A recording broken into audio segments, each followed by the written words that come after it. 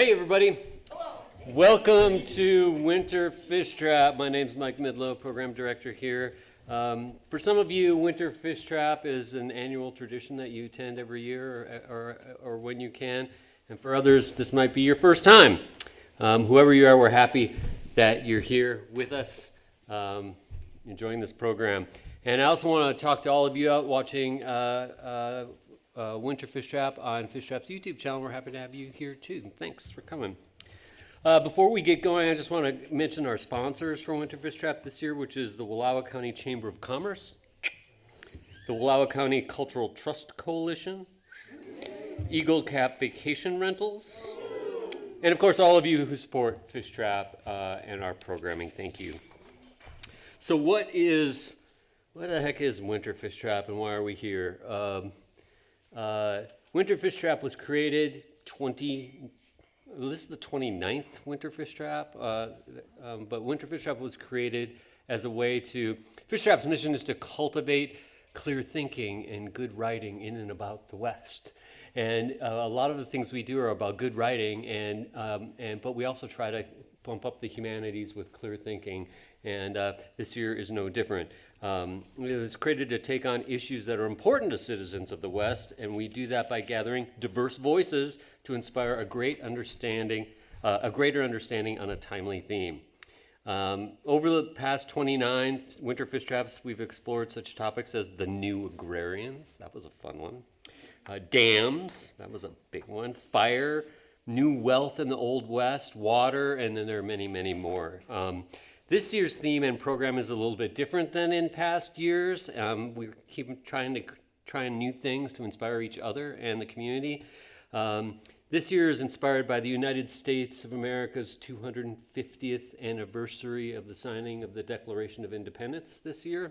And so we were thinking about how could we do something with that. And Shannon had some great ideas. And the theme we came up with is a direct reflection of that. It's Our American Story. And to tell you a little bit more about how that idea came to be is Fishtrap's Executive Director, Shannon McNerney. Come on up, Shannon.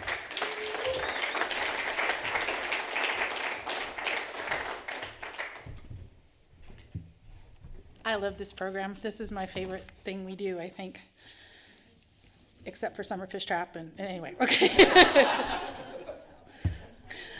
So why this theme? As Mike said, it started with this. In 2026, the United States of America will recognize the 250th anniversary of the signing of the Declaration of Independence. So if you know the first sentence, go ahead and say it with me. We hold these truths to be self-evident, that all men are created equal, that they are endowed by their Creator with certain unalienable rights, and that among these are life, liberty, and the pursuit of happiness, right? So for many, this will be a celebration of a time when people fought for their right to call themselves Americans, not English. For others, it commemorates aspiration, freedom, possibility, and for far too many, it represents loss, exclusion, and violence. All of those feelings are real. They have validity, they carry weight. Some are captured in diaries, in photos, in memoirs. They're passed down from generation to generation. And some are passed down in data. So I'm going to read you a little data about my American story. Here are some of my American statistics. I am a fourth or fifth generation American, depending on what side of the family you're on. I'm either a second or a fourth generation Coloradan. I am a first generation both Wallowa Countyan and Oregonian.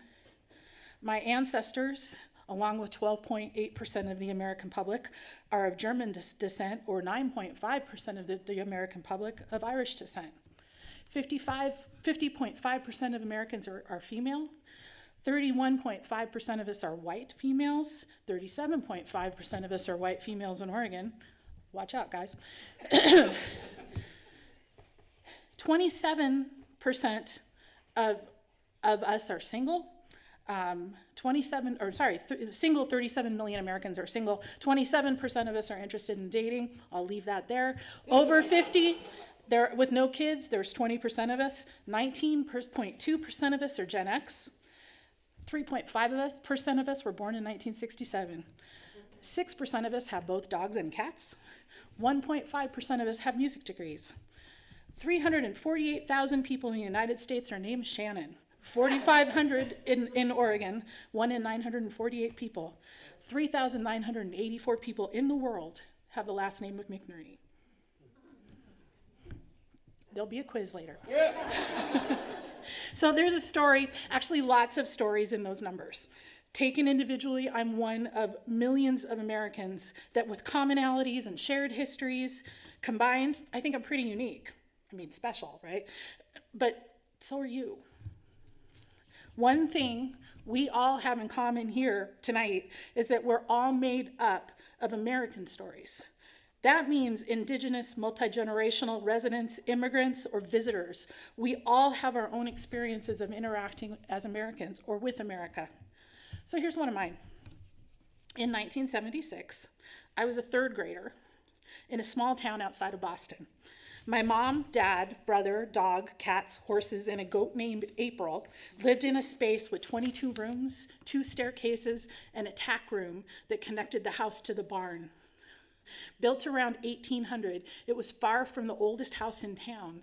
That honor belonged to a flat-fronted brown house just down the street with a rumored musket ball hole in the front door.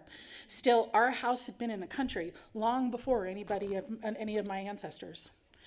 That New England bicentennial year, I remember visits to Old Ironsides, the Old North Church, the Lexington Concord Bridge, which was also old, and Plymouth Rock, which was really old and really unimpressive. There were Minutemen reenactors, complete with fife and drum corps, marching in front of my house. There were lots of 1776 and Don't Tread on Me flags.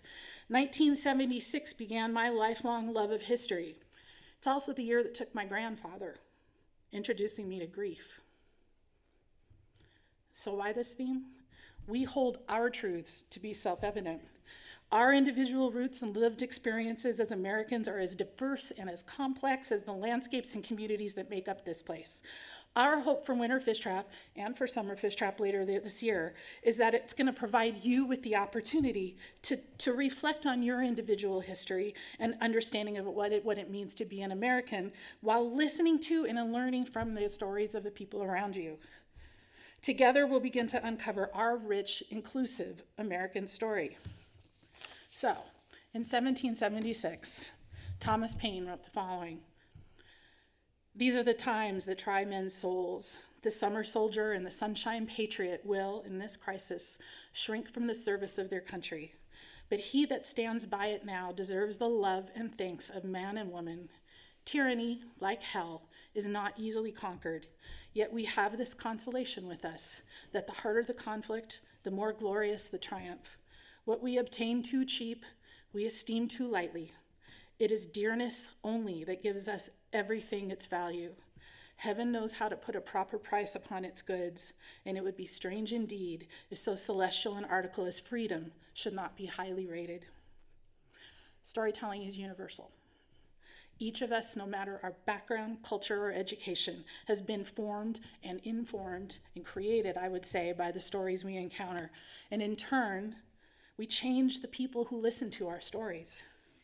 The art of oral storytelling predates podcasts and television, movies, radio, and the printed word. It spans beyond passports, borders, and regimes. Your story is important. It matters. And it's part of a bigger whole. Each American story we carry is a thread in a tapestry of our collective American story. I would argue that being thoughtful about the stories we choose to carry as listeners and as tellers is as important now as it ever been. Thank you.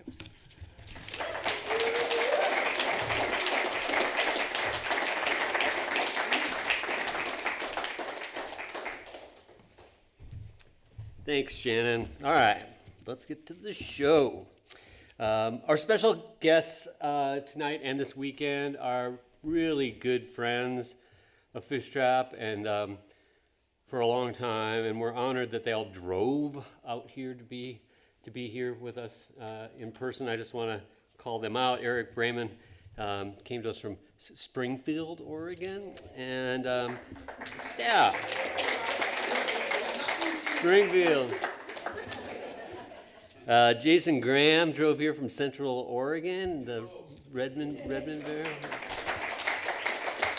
And just like last winter, Debra, Magpie, Earling, and Robert Stubblefield drove here today from their home in Missoula, Montana, just to be with you this weekend.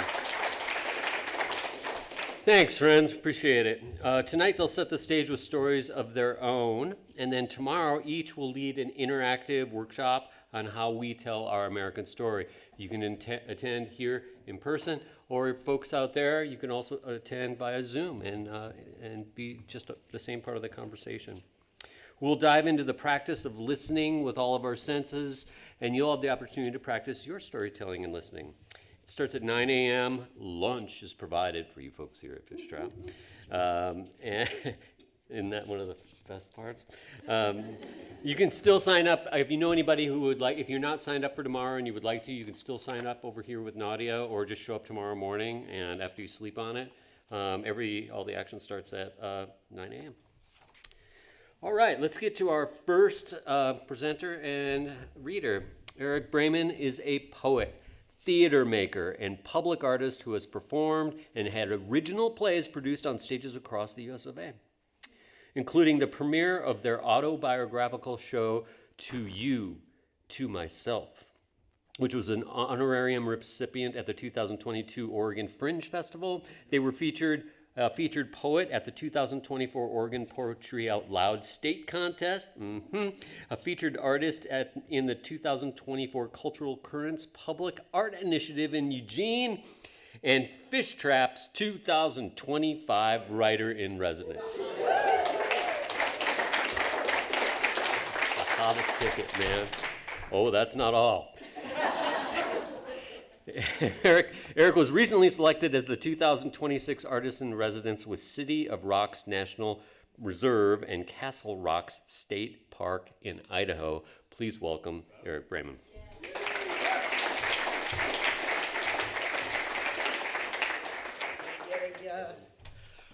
Hello, y'all. It is so good to be back here. It has been just such a gift. I see the mountains and it's like I can breathe. It's just such a beautiful space filled with love. So thank you. Thank you for welcoming me back. I've got two stories. I'm going to jump right into them because they are cutting the edge of my time limit. So this first one is my first coming out. My first coming out was in first grade.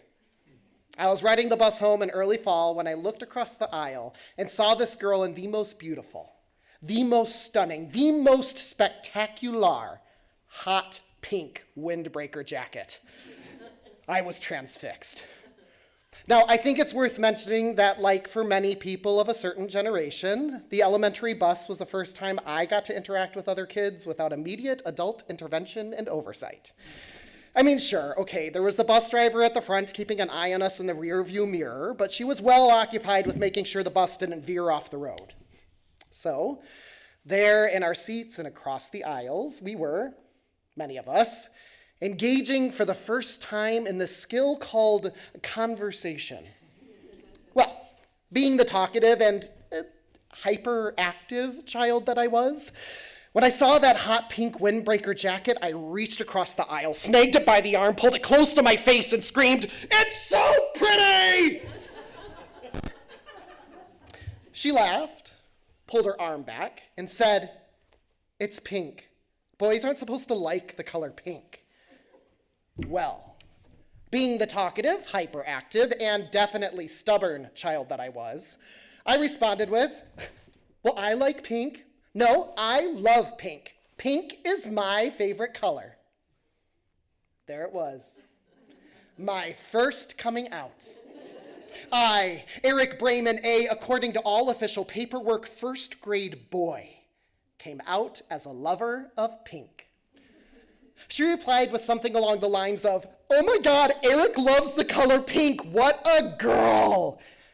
So it should come as no surprise that I was pretty well laughed at and ridiculed by the kids on the bus that day. But like I said, I was persistent. I wasn't going to let anyone's judgments get me down. And for the rest of that year, anytime someone came on the bus wearing that beautiful hot pink color, I gave the same bald fist, wide-eyed, full body shake reaction of, "It's so pretty!" Now, I do remember telling some adults in my life that pink was my favorite color, and it came with mixed reactions. Everything from, oh, well, that's interesting, to, well, most boys like the colors blue or green, and my absolute favorite, just a rough and gruff, no, you don't. Like, I'm sorry. No, I used my eyes, and I looked around the world at the many colors that were available to me, and I chose that pink, that hot pink, that almost acidic pink of the early 90s, and decided, yeah, that's my favorite color. Now, like I said, I was persistent with my love of pink, and over time, I actually noticed some of the girls on the bus would wear pink intentionally. They would get on the bus and gently wave their arm in my direction to get a good reaction out of me. Over time, I stopped being known as the trademark boy who likes pink, and simply as Eric, that overexcited new kid who's a second to last stop on the route. It's funny how kids are able to accept differences when there's nobody there to tell them they shouldn't. As a matter of fact, one day that year, a girl gifted me a pink eraser. It was in the shape of a heart. It had sparkles inside of it. It didn't erase very well, but oh my God, I loved it. I remember walking home from the bus that day and holding the eraser in the palm of my hand and appreciating its pink hue in the bright sunlight. I think it was sunny that day. Well, that's how I choose to remember it anyway. I kept that eraser in my backpack all year long. I don't know that I necessarily kept it hidden, but I certainly held it as sacred. Anytime I was having a tough time at school or getting a little worked up, I would unzip the special pocket in my backpack, pull the eraser out, and watch the sparkles reflect the overhead lights. It helped calm me down. Now today, if you were to ask me what my favorite color is, I will tell you it is teal. And I don't know when I stopped saying pink and I started saying teal, but I know that I changed my answer because of the way that people responded to me when I told them the truth. It's funny how we're willing to change ourselves to fit in. And after so many years of telling this sort of lie that teal is my favorite color, I've kind of come to believe myself that it's not pink, it's teal. And it's not that I don't like the color teal. I do. I love the color teal, and I look great in it. But I also love the color pink. Because the color pink is, well, it's the color of spring flowers, and my favorite Power Ranger, and oh my God, strawberry candies. It's the color of the flamingo tchotchkes my grandparents would send in care packages from Florida. It's the color of a long day with your friends after you've been swimming and you're a little bit sun-kissed. It's the color of my mom eating sugar-sprinkled grapefruit, my grandmother applying her lipstick, and us kids having a seed-spitting contest after eating watermelon. It's the color of laughter so hard you run out of breath. The color pink, it's bright, and it's subtle. It's aggressive, and it's gentle. It's sweet, and it's sour. And you know, the more I come to think of it, maybe it's not that pink is my favorite color, but I do think that pink is the color of me. Thanks, y'all.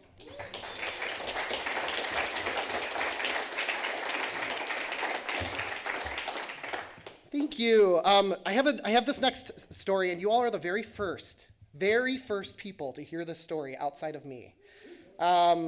And so this is a brand new one. I'm going to be reading off the page, which is not normally my MO, but hopefully I can still bring some color to what I have here. This is a story about my mother and her fine china. My mother has established this tradition of buying her children unique pieces of fine crystal for their weddings. It was my mother's understanding that a woman needs herself a set of sturdy and sparkling candlesticks.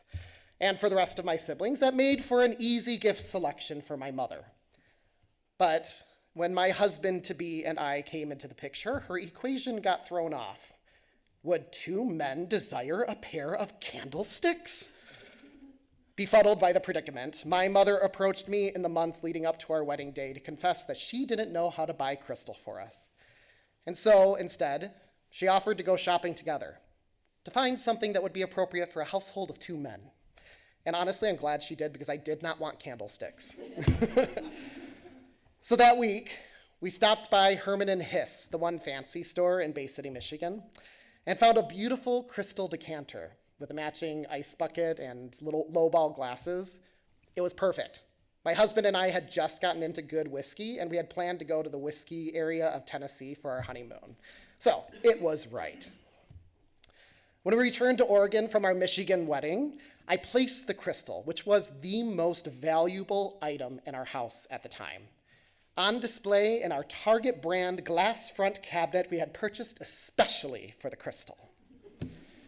About a month later, I came home from work on a Wednesday to find my husband in the living room drinking whiskey from our wedding crystal.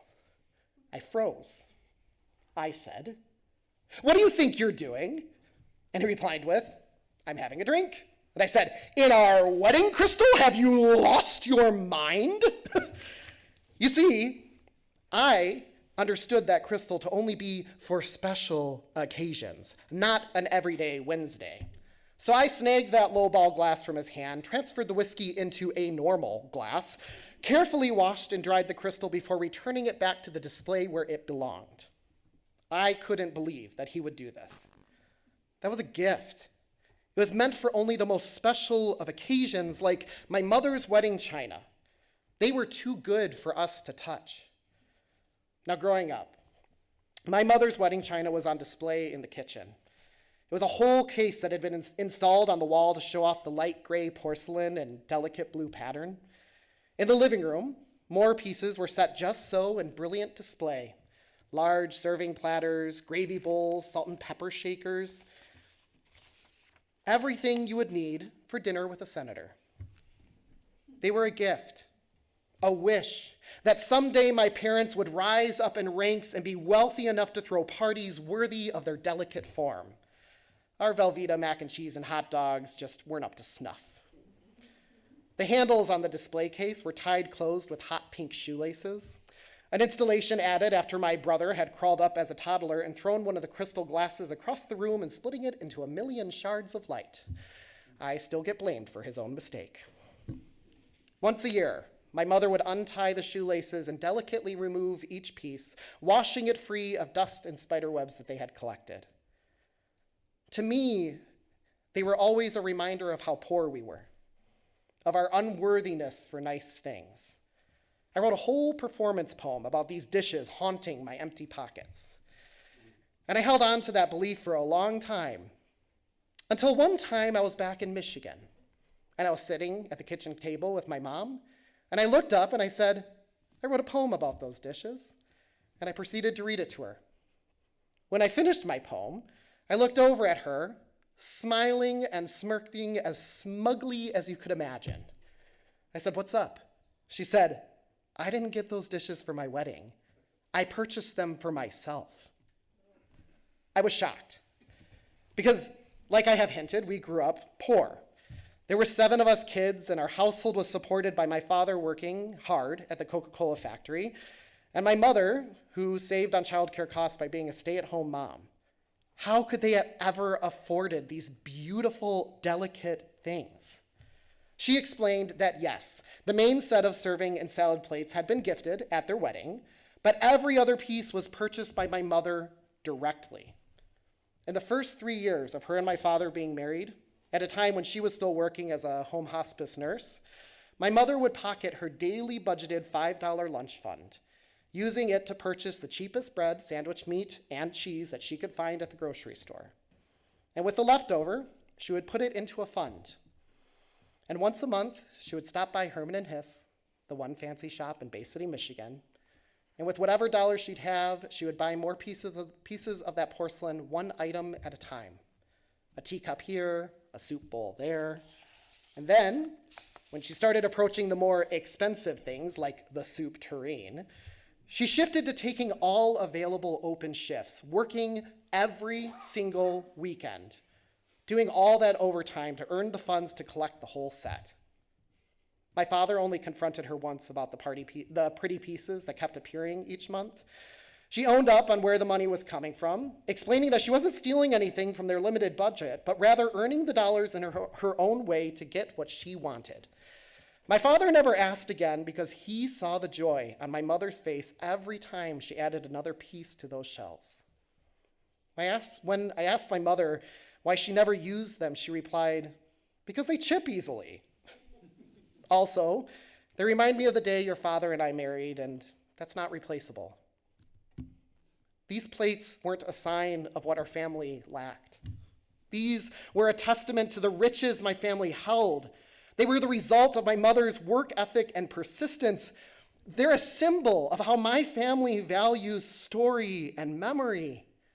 They were a sign of my father's love for my mother, letting her experience the joy of collecting a whole set of unnecessary treasures when there were surely other needs that those dollars could have gone to. My mother earned every piece on that beautiful display. And I suppose in some ways that is a story of growing up poor, isn't it? That nothing is handed to those who understand the weight of a dollar. Neighbors who replace their decor every 3 to 5 years with the newest, nicest version could never understand the importance of something earned and saved, treasured and remembered, loved, because of how it was earned and not just because of how it looked. Now again, recently, when I was talking to my mother about the dishes, she expressed how she loves the set just as much today as the day she purchased the sum of its parts. And how do you replace 40 years of joy? Now, my husband and I, we still don't drink out of our wedding crystal. But the reason has changed. It's not that we could never replace it, because honestly, we do have the money to replace it if we needed to. It's because when I look at those lowball glasses, I think about the day that I tiptoed through Herman and Hiss and selected the most timeless pattern on the shelf. And more so, it represents the day my mother and I healed our relationship. My coming out was hard for my family.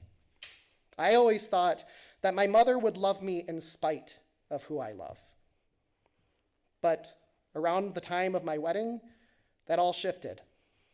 My mother, with the purchase of the crystal and many other acts in between, reminded me that she loved me because of who I am. And connected to that, she loves me because of who I love.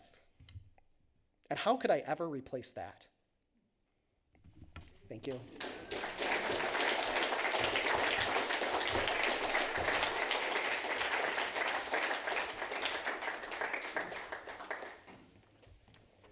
Thanks, Eric. Eric's going to hang around in Wallowa County this week working in the schools, aren't you?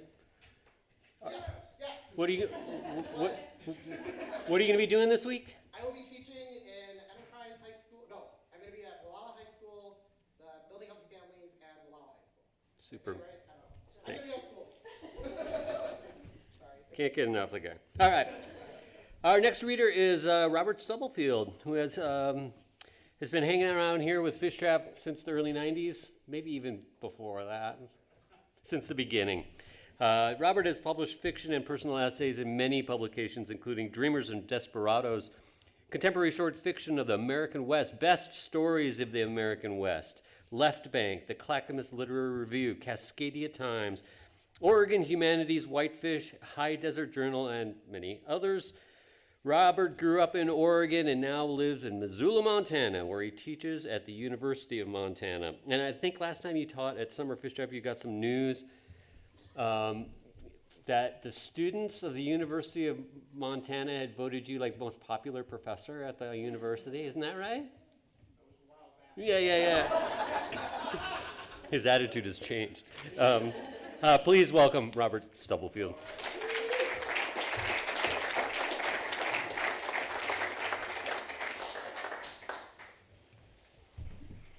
Thanks, Mike, and thanks to Shannon and Mike for bringing Debra and I back here this year. We enjoyed it so much last year and didn't drive in a snowstorm all the way this year, which might have been a good thing had we driven in a snowstorm.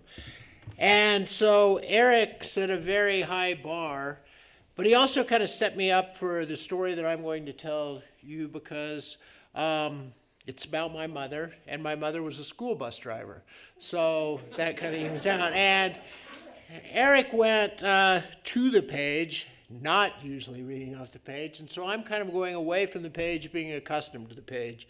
And I have to thank or blame Debra for that, because she encouraged me not to take the safe route and bring something just to read. And so the story that I'm going to tell you tonight, I want to dedicate to my sister Dixie, who's here, and to Debra, who's been talking to me about these stories and how we hold our loved ones close through stories, and how we should not take those stories for granted, but they need to be cultivated and curated. And so that's what I'm going to try to work on in our workshop and activity tomorrow. And this is kind of two pieces that I've been working on kind of to present and to work with through my teaching. And I think oftentimes stories come in suites, in groups of 3, 2 to 3, and we process, explore, put those together. And so we try to convey something about the people we love. And as we always teach in fiction writing, you show and rather than tell. We know people through their words and their actions. And I always tell my students, like, don't describe a character to me, show me that character. For instance, if they're going to talk about their mother, I want them to show me their mother. I want to see what happens. And description really doesn't help a lot with that. I always think, like, it's what we do when we describe. Sometimes we put out APBs on our characters. I say, like, if you did this, I would know how to go out and arrest your mother, but I wouldn't know anything about your mother. For instance, it doesn't really matter how tall your mother is. If your mother is over 7 feet tall or under 3 feet tall, it's probably worth mentioning. Otherwise, maybe not so much. But anyway, these are two kind of short pieces about my mother, and I have 3 of these, but I'm going to do the 2 on either end of her life rather than, and save the middle. Maybe we'll talk about that tomorrow. But my mother grew up in Top, Oregon, and Top is not even a community now, and I guess it was a community at that time. She went to the Top school where she studied under Mady at Hinton, which has many other stories for another day. But this isn't a story about that. My mother's name was Cora, and she worked hard from the time she was a young girl. She cared for her mother, took care of her younger siblings, her brother Bob, her sister Ruth, and had a lot of wonderful stories about her childhood. But there was an undertone in those stories that it wasn't always an easy time. And this story addresses that. She had a friend, and I think the friend's last name was Gilman. And my mother was about 12 years old, and her friend was visiting her after school. And one of the chores that my mother had was to go out and gather the cattle and bring them in at night. And she would take the horse out and do that. And they didn't have a saddle. She rode the horse bareback. And so her father, Roy, who was a postmaster at Top, told them it was time to go out to the edge of the forest, into the trees, get the cattle, bring them back in across this meadow. So my mother and her friend got on the horse and rode it out to get the cattle. Were gone. Her father was working in the barn, I don't know, getting hay, doing something. And so he saw the girls running back across the meadow. And he was angry with them. And he said, "What are you doing? Where's the horse? What happened?" And my mother said a mountain lion, which she called a cougar, had jumped out of a tree onto the rump of the horse, the back of the horse. And they'd been thrown, and the horse had ran off. And her father didn't really believe her, because mountain lions are elusive. You don't see a lot of them, especially at that time. And so he didn't really punish her, but he kind of chastised her, said, get out there, find that horse, bring the cattle back in, and, no more of these stories, no more of these shenanigans. We need to get these chores done. So they were all walking out of the barn, and then here came the horse charging across the meadow, sweating, frothing, dragging the reins. And so my grandfather, Roy, went out, grabbed the reins, tried to calm the horse, and then he saw 2 deep claw marks in the horse's rump and blood, and so he knew what had happened. And my grandfather had been wounded in World War I, left for dead on a battlefield, nursed back to health through a long process. He'd been shot in the chest. But at that time, he held my mother close and celebrated all the love, the unlikelihood that had brought them to that place in Top, Oregon. The next story that frames this a little bit took place near the end of the time that my mother was living independently on our family farm. And at that time, what she had left to care for was our dog Ring and a small flock of laying hens.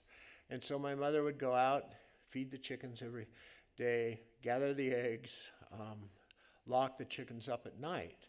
And so one night she went out to shut the chicken up, close the doors, and she saw a mountain lion in the chicken yard leave and run out, and she waved her cane, scared it, did thing. Nobody believed that she had seen a mountain lion. There were a lot of doubters. So she was in her early 80s then, and like I said, it was near the end of her time living independently there. But the next day, our neighbor, Chris, was driving down from his place across the river, saw a mountain lion out in the field. Told us, we went up, there was like a light layer of snow. It was this time of year, maybe later, early spring, late winter, and there were the tracks from the mountain lion. And I don't know, I'm still working through those 2 stories, trying to think exactly what that means for her to have seen both of those cougars, been doubted at early in her life, late in her life, and all of the things that she had seen and witnessed in that time. And so, like I said, I'm still figuring that out. So I'll leave you with those 2 stories to make of them what you will. Thanks for your attention.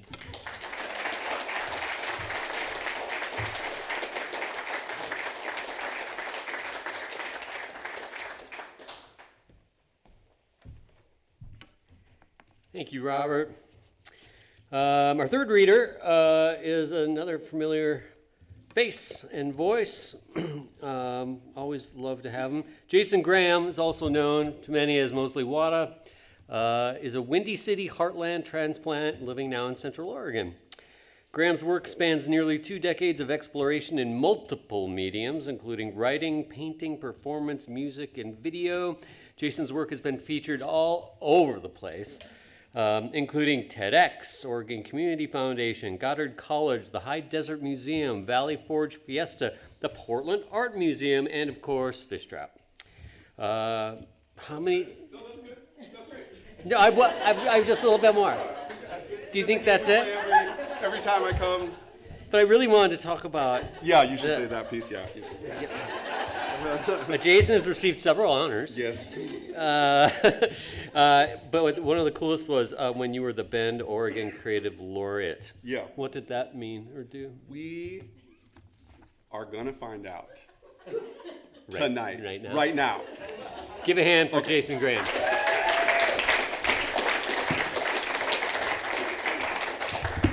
Okay, so I'm very interested in stories that Some of them are very not interesting stories I have to remind myself are true, but that's not what I want to talk about so much tonight. So for example, the story that happened recently, let me start this here. What happened recently was I reached for, it was a can, I reached for the can, and instead of grabbing it, I pushed it. I know, it's not a very interesting story, but I never touched the can. I don't know, I told him, I was like, but I reached for the can, but the can moved, but I didn't, but nobody thinks this is an interesting story, but this is a fascinating story, okay? So the problem is, I think I have solutions, is where I would like to start. I want to think about stories that I reached for the can, though.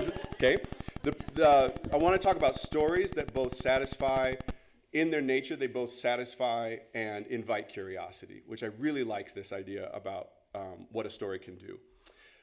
Okay, so I'm going to goad you a little bit. Life, liberty, and the pursuit of happiness. It was actually property originally, so stories can change. That's supposed to be a joke. Okay, so, but it's also good. It's also true. Thankfully, we can change that story. And then let's, in a little bit, talk about happiness as well. Don't be alarmist, that suit of armor is not as hard as the heart that disarms you by arduously always bleeding. Skin deep, you simple cartographers, tip your cap back, think your map's completed. Even the sun knows winning the day don't mean the night's defeated.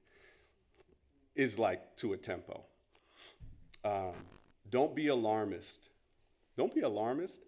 Don't be alarmist, that suit of armor is not as hard as the heart that now I did it. Don't be alarmist, that suit of armor is not as hard as the heart that disarms you by arduously always beating.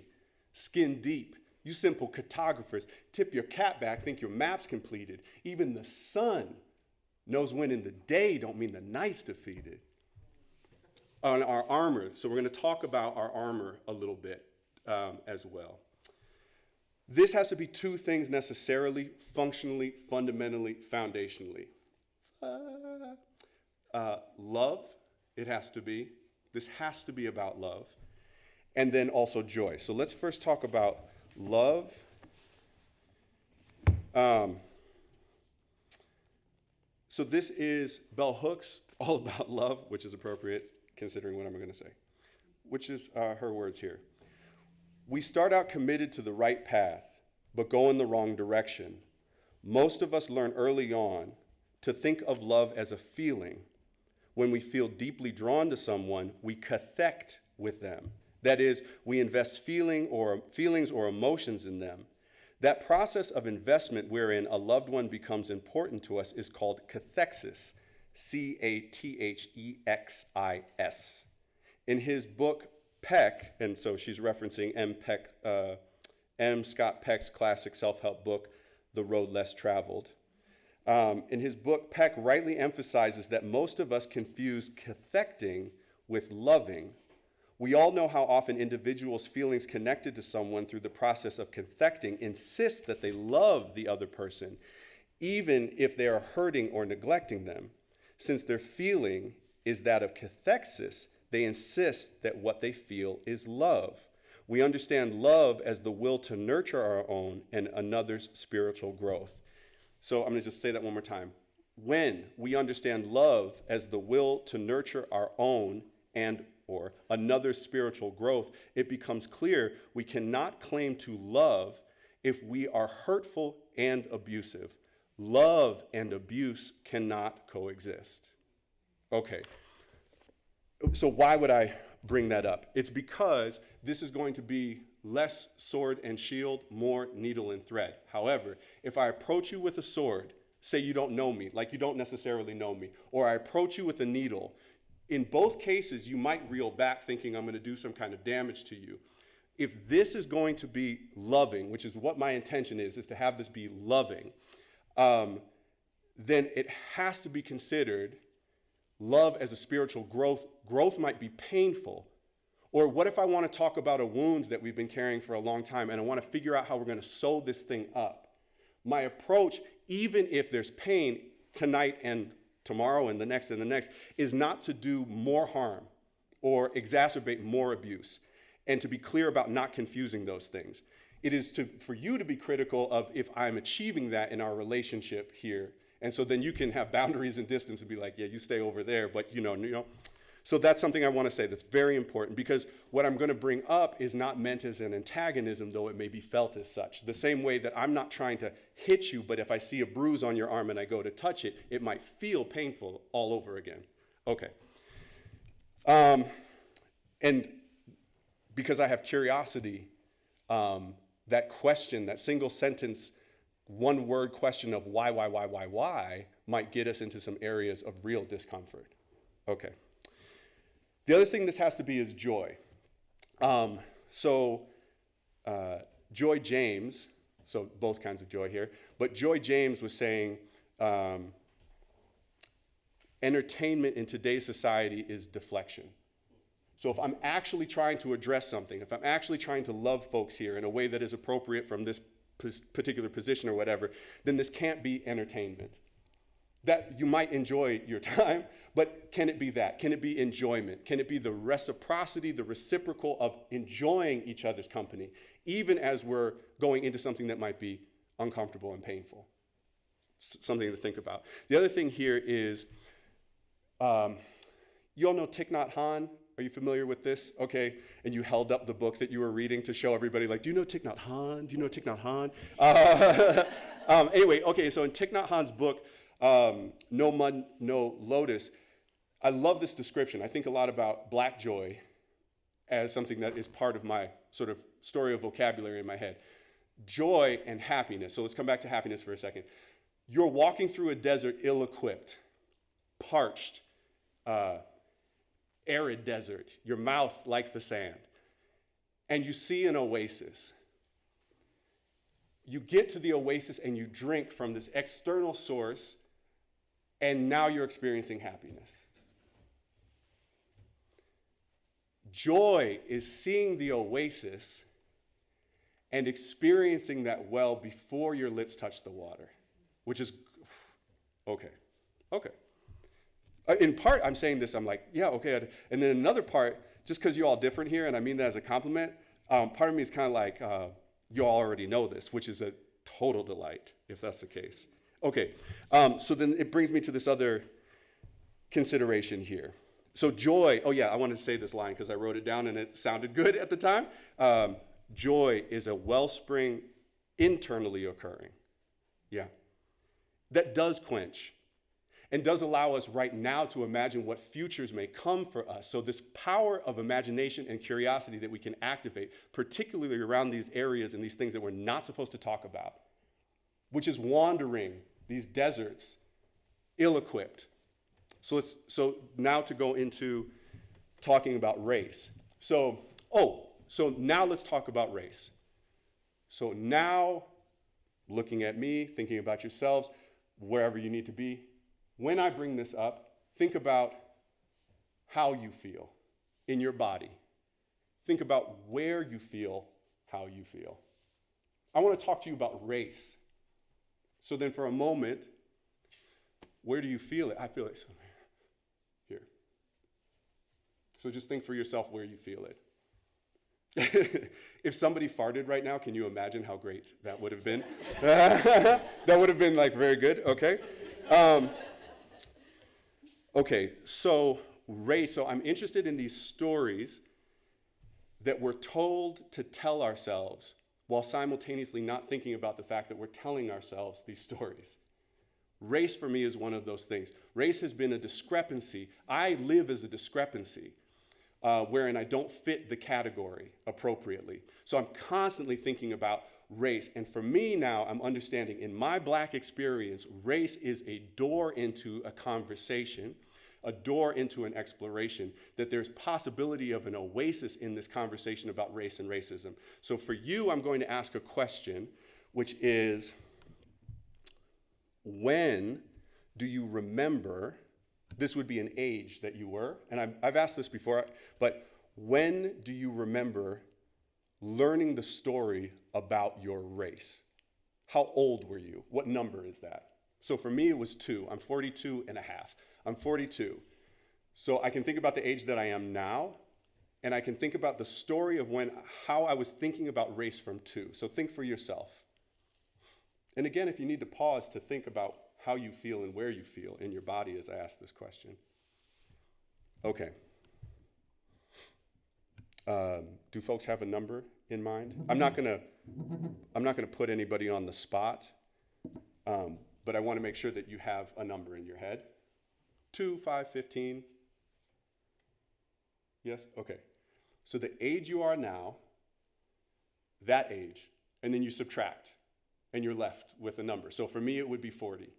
That's, for me, 40 years of telling myself this story about race. This is a story that was made up, gifted and cursed and otherwise, that was given to me, that I'm asked to tell myself constantly and also not think about the fact that I'm telling myself this story. In part, this is just wanting my bandwidth back. I just don't want to have to think about this all the time. I don't want to have to think about, some of us have to think about what we're going to do with our keys as we walk from our car to our house. How nice would it be to not think about some of those things? So the question becomes then also too, what can we do to bring functionally love into the story of race? What can we do to bring joy into this story of race if this story is no longer working very well for us? In fact, it may be blocking us from talking with one another about not just where we came from, because the behest is not that we get into a fundamentalist stance and look back to some good old time that denies us our ability right now to imagine an even more improved future. I want to include all of it, but I don't want to have to look backwards all the time to go forwards. I want to draw up from my own roots a wellspring of joy to quench and then share that with the people around me. Okay. I've got like 3 minutes. With 3 minutes, I think there's enough time to take a little bit of a breath. Can we take a breath in? I need one. And then, who are you if you're not that story? What are the definitions of that story? In what ways do those definitions serve you? Keep them in the ways that they serve you. What ways do you exceed those definitions? Let those stories go. It can be very painful after you've had your hand clenched around something for a long time to open it up. But that pain doesn't have to be devoid of love. The other part about this not being entertainment is I'm not up here with all the answers that you also don't have. This particular posture makes it seem as though because this voice is amplified and you're out there that I know more than you do. That's a hoax and an act of hypnosis. We see oftentimes real power is not positioned in this pedestal kind of a way. It is in more of this petal unfolding kind of a way, perhaps.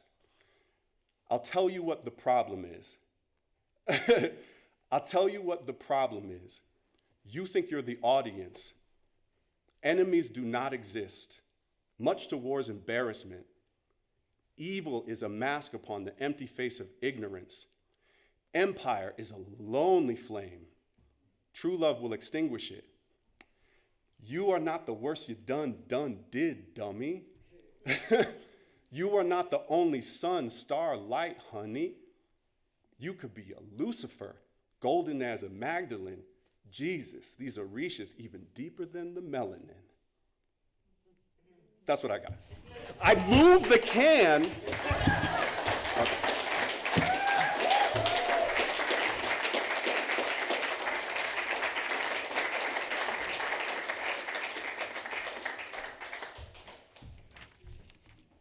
Thank you, Jason. What a variety packed night we've got here going on. We have one final reader for this evening. I do want to remind you all, tomorrow night we're also going to have some readings, short readings from people who are taking story writing workshops from these folks. It's free tomorrow night. You're welcome to come. It starts at 7 o'clock. And if you want to be a part of it, you can sign up for the full day.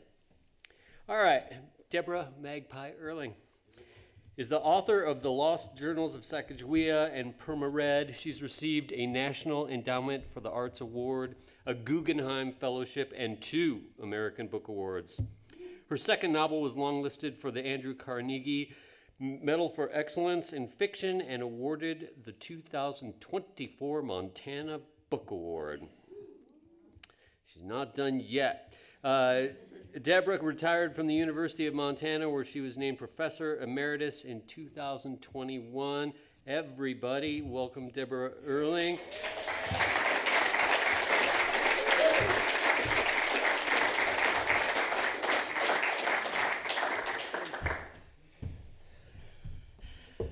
Can we turn down the lights even more? Is that possible? Maybe not. Okay. I'm so happy to be here. Thank you, Jason and Eric. Thank you, Robert. Thank you, Shannon, for that incredible introduction. That's beautiful, really something. Thank you, Mike, as always. You're all friends here, and I didn't realize how dear you were till we drove over the mountains in a snowstorm last year. And when we arrived, it was just after the election. I know you're feeling pretty sad.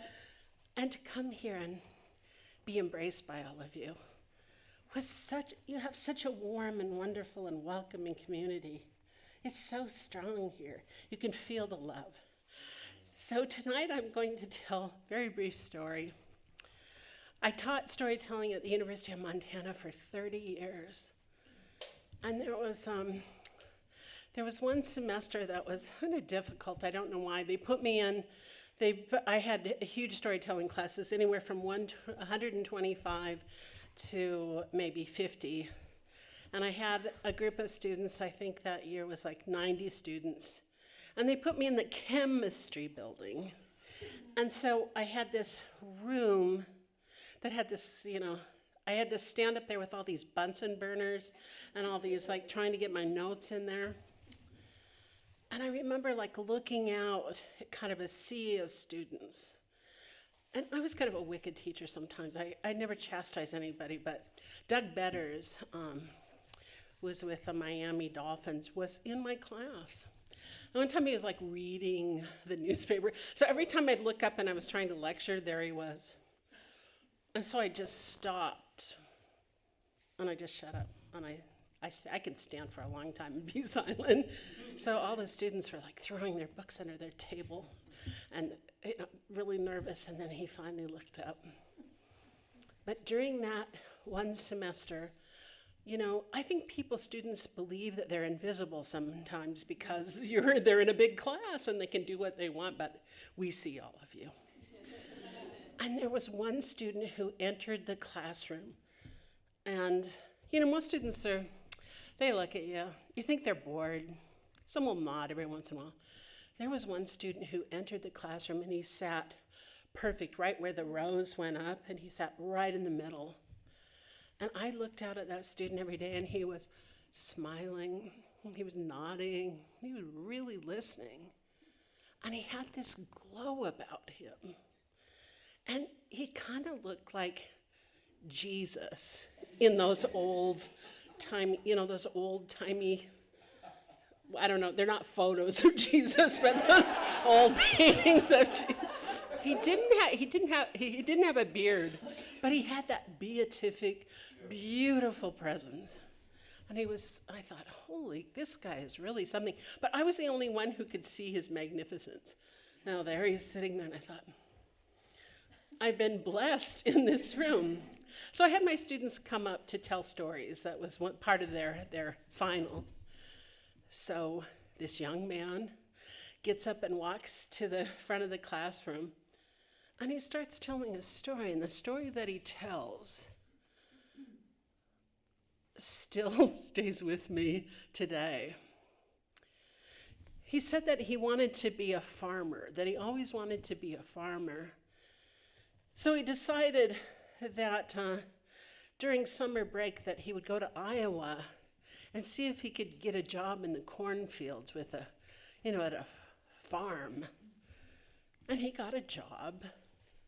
And he goes, and that summer he'd watch the crows fly over the cornfields.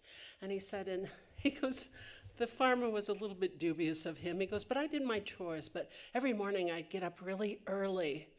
And I would go by the silo, this great big silver silo, and I would put my arms And he goes, and then I would look up, and he goes, and it was dizzying watching the clouds go by. And he said, and it makes you feel like you can fly. And he said, do it sometime. Stand by a silo and look up. And he said, so I determined that summer that I was going to fly. And he said, so every day I would come out of my bunkhouse, and he goes, and I would run toward those fields early in the morning, and I would flap my arms, and I would think I was going to fly, I'd lift up. And he said, no. He goes, and I kept doing it. I kept believing. I kept believing that if I believed, I could fly. And he said, one morning, I got up really early and the sun was coming up. And he goes, and I ran toward those cornfields and the crows were flying over me. And he said, and I lifted up. And he said, I flew. I flew over those cornfields. He said, and the tassels and the pollen from the corn took me like right down the center. He goes, I had a yellow stripe down the middle of my body. And he goes, and I flew back and landed. And he said, the farmer was standing out in the field and came up to me and he said, did you see me? And he goes, yup. And then he sat down. And afterwards, all of the students came around me. They're like, Professor Earling, I think he flew. And I said, you know what? I do too. And in this classroom, in this time together, let's never forget that stories, the stories that we have are filled with wonder. We forget when we're like beleaguered with what's happening in our nation, what's happening in our country. We get beleaguered and overwhelmed with financial debts, with just trying to live through hardship or disease, possibility of war, our kids growing up, climate change. And we forget sometimes that what lifts us up, what holds us, and makes our lives possible is wonder. I wonder what this day will bring. I wonder if I can fly. I wonder if the trees are talking to me. Did I hear that bush speak to me? Remember what it was like to be a child, and wonder was accepted. In this workshop, over these few days, I hope you find wonder and bring it back and hold it.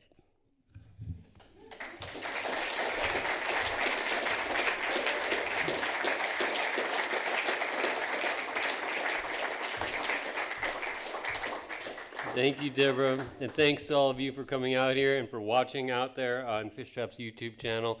I hope we see you back here tomorrow, and grab yourself another little snack on the way out, and thanks for being here. Good night.